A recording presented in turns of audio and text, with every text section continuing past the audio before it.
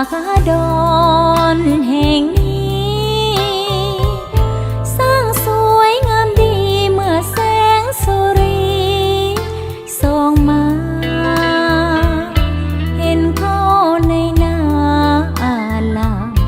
ไว้แกว่งห่วงงามเมื่อลมตองงามเทวงทองเมื่อยามเลี้ยวมองสุขใจ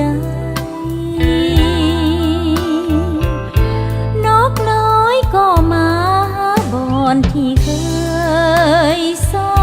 กกินเข็มห้วยน้ำลินที่นี้ยิ่งงามสดใสเห็นนกมีคู่เคียงข้างดวงจิตน้องสร้างเกิดวันไหวลมพัดก็ไผ่เสียงดังกล่อมให้น้องยิ่งหลงไหลอ่อนสวงเห็นพ่อนาเกี่ยวข้าวสวยกันแดดก็ร้อนยังอดดันเก็บเกี่ยวข้าวนั้นหวังให้หมดห่วง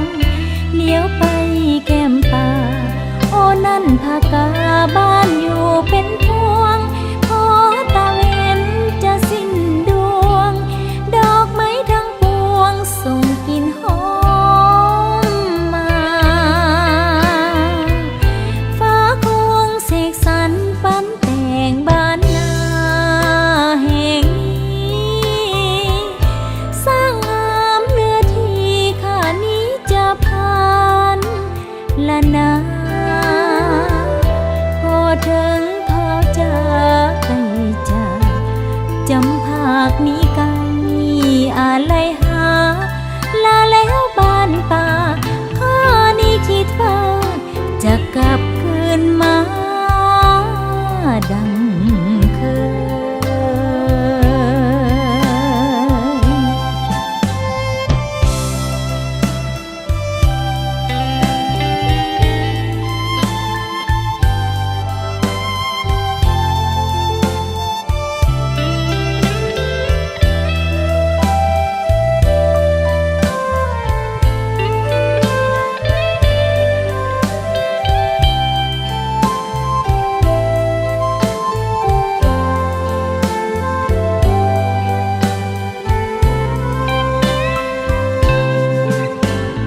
เห็น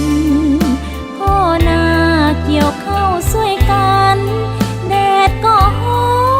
นยังอดดันเก็บเกี่ยวข้าวนั้นหวังให้หมด